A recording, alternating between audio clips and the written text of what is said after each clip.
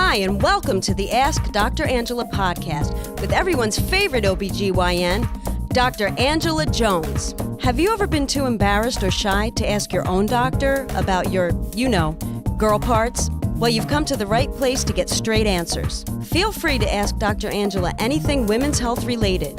Obstetrics and gynecology? She keeps it real. Pregnancy? She's been there, done that. Menopause? She'll get you through.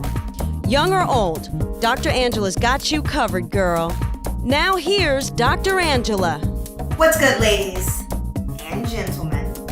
This is Dr. Angela, everyone's favorite OBGYN, and I would like to officially welcome you to episode 172. Hopefully this episode finds everyone back on the grind, having eaten more than enough Thanksgiving and prepping for Christmas. Christmas is part of this holiday season that I am so enamored with. Actually, today we put up our Christmas decorations outside, and I must confess, we are one of those folks that have a blow up. I really personally hate blow ups, but what can I do? My mini-me is enamored with them. So, it's all about the kids. And hence, we've got a huge Snoopy and Woodstock blow up on our front lawn. We're going to jump right into today's question, which comes to us via email from Ms. Vasquez. Ms. Vasquez writes to me, "Hi, Dr. Angela. God bless. Hope that when you receive this email, you and your family are doing well. As for me, I'm doing okay. The reason why I decided to reach out to you is because I have a concern about myself. See, I just had a baby boy 4 months ago, and after I signed all the paperwork so I can get sterilization, they couldn't do it. And I just wanted to know your opinion on which birth control you recommend as an OBGYN that's been more effective with your patients throughout the years. Also, I wanted to know what would be happening to me or what could be happening to me because every time I have sex, after I finish, it hurts. Thank you, and I hope I'm not bothering. God bless." First of all, Ladybug, you are never bothering me. Never, ever, ever. And you can reach out whenever you want. Secondly, thank you so much for reaching out.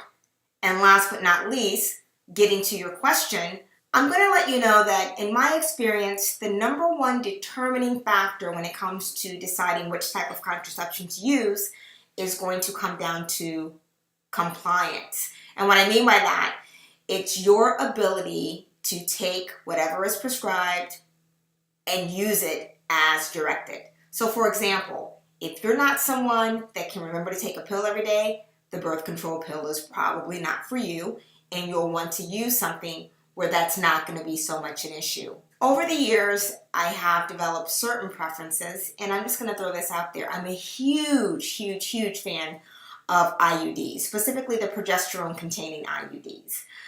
I'm not a huge fan of the Paragard because I can count on probably both hands one time the number of women that I've had on a Paragard IUD that have actually done really well.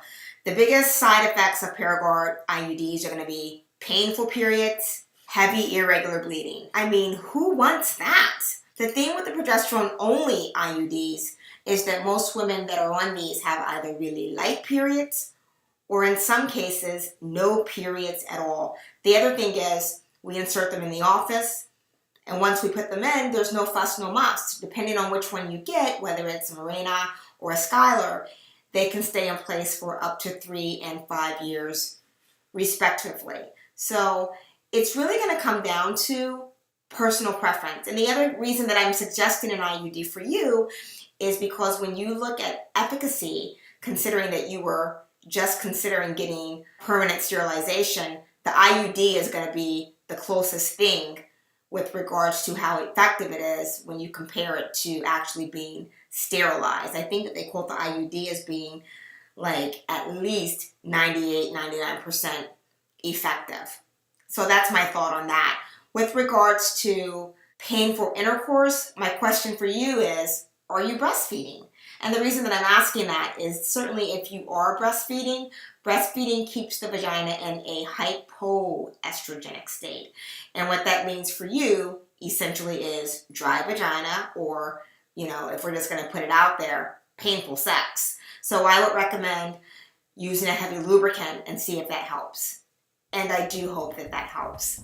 Thank you so much for reaching out. Again, it's never a bother. Because we used your question in the podcast, I will be reaching out to you, and I'll be getting your t-shirt size so we can send you one of our bomb-ass t-shirts. For those of you that have a question that you would like featured on the podcast, you can hit me up. Go to my website, www.askdrangela.com. That's AskDrangela.com. There's a lot of really fantastic stuff going on the webpage right now. It's getting a complete facelift. There's no longer, I think, the microphone where you can leave a voice message. It seems that a lot of folks are kind of shy about that, and most of the questions that I'm getting these days are being submitted either through direct messaging on my social media venues, or there's a really cool button that you can click on my webpage where you can ask your question in email format. So I love hearing from you all, and keep those questions coming. In closing, I'd like to leave you with this.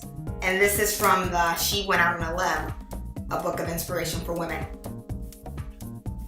Welcome change with open arms. Until next time, look better, feel better, be better. I can't wait to reconnect on episode 173 of the Ask Dr. Angela podcast. Thank you for listening to the Ask Dr. Angela podcast. For more information on women's health and the show notes for this episode, please visit Dr. Angela at www.askdrangela.com. While you're there, don't forget to leave your own message for Dr. Angela. See you soon! All of the information provided and discussed in this podcast is for educational and informational purposes only and should not take the place of consulting a physician. This podcast is not intended to diagnose, treat, or cure any disease or illness and does not and should not replace treatment from a medical professional. Listening to and participating in this podcast does not create a doctor-patient relationship between you and Dr. Angela Jones. If you need medical advice or assistance, you should consult a physician. Listening to and participating in this podcast is subject to the terms and conditions posted at askdrangela.com/terms.